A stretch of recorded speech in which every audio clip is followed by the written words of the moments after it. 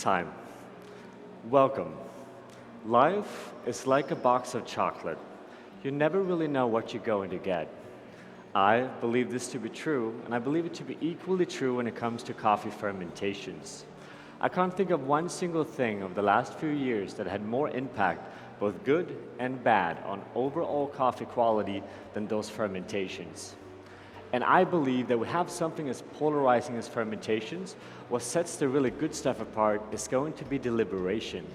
So what I brought with me today is a coffee that I believe to be the perfect example of how deliberate fermentation can take coffee to that next level.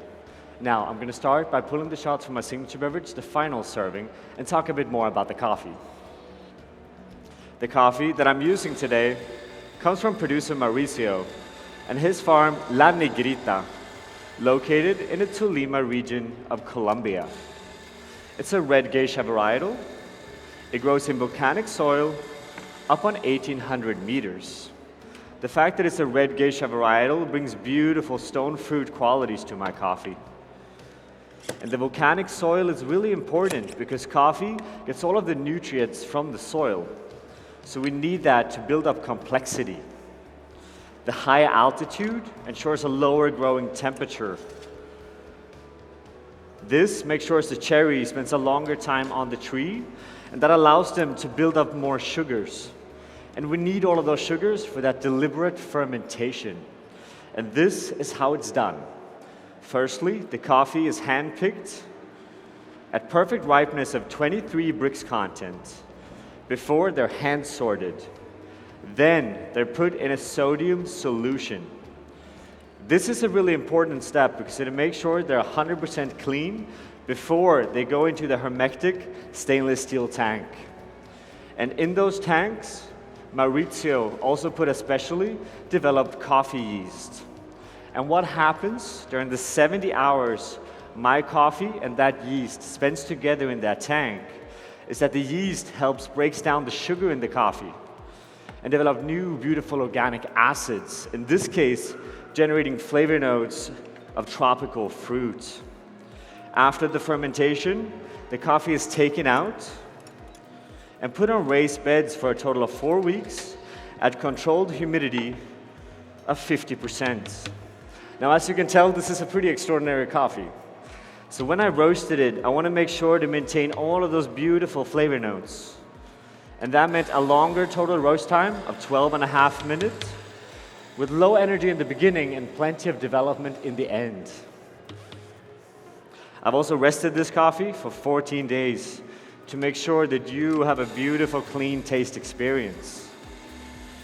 Now, our first serving today is going to be espresso. And I want you to please follow my instructions. When I put the espresso in front of you, evaluate that crema, but please hold off on tasting until I give you further notice. Now, I'm dosing all of my espresso 17 grams in to 48 grams out. And there's two very important reasons for this. One, my coffee has more organic acids than any usual coffee because of that fermentation. So I need a longer ratio to make sure that I have a balanced, beautiful taste experience. Secondly, that lower, finer grind size allows a lower dose.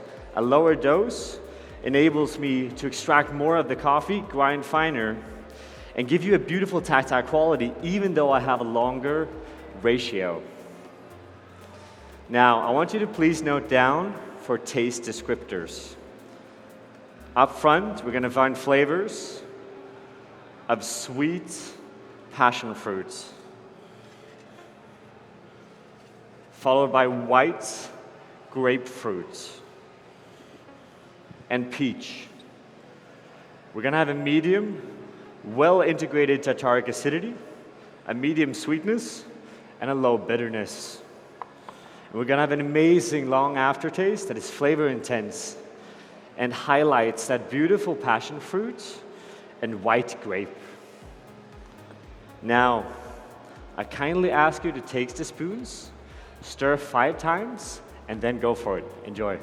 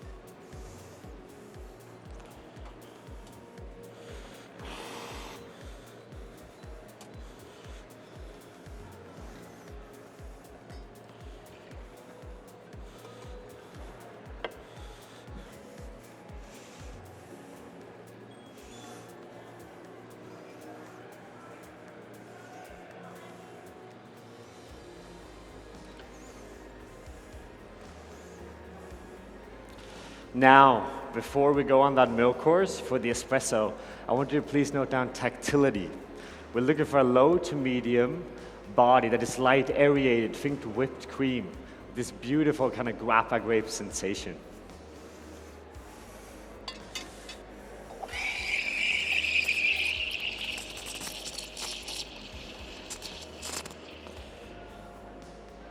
Now, milk actually also goes through a deliberate fermentation process.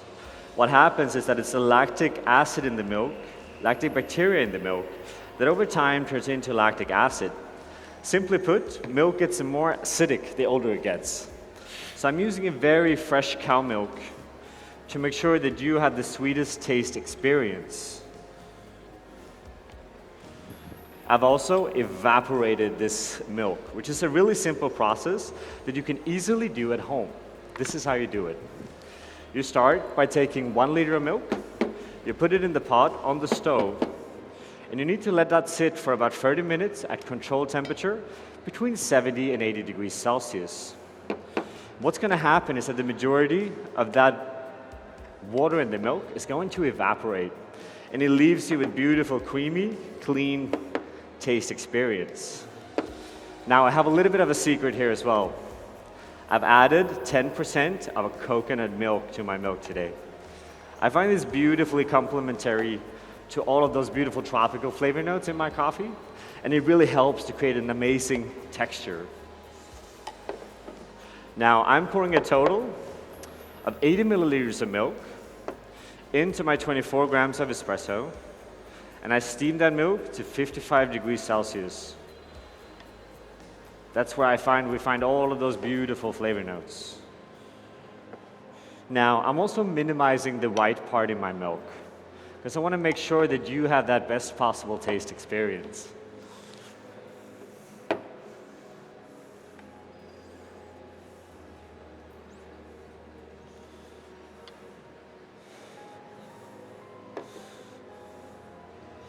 Please enjoy. And for you as well, right?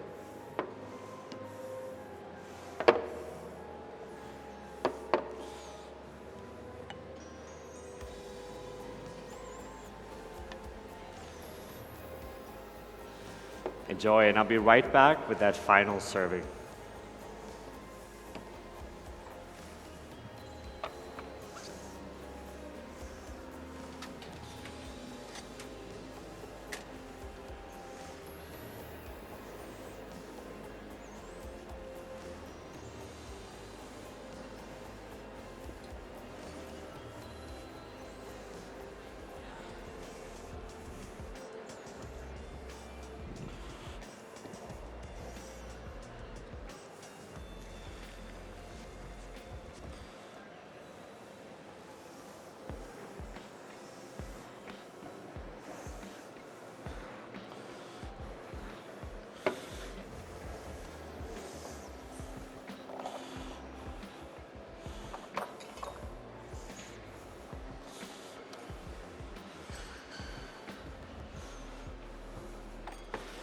Now, it's time for a final serving today, and I want to continue to explore those amazing fermentations. This is a chilled drink fitting for the season here in Athens. It's quite warm, right?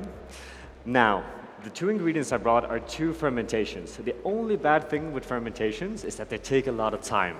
So both of these ingredients are pre-made.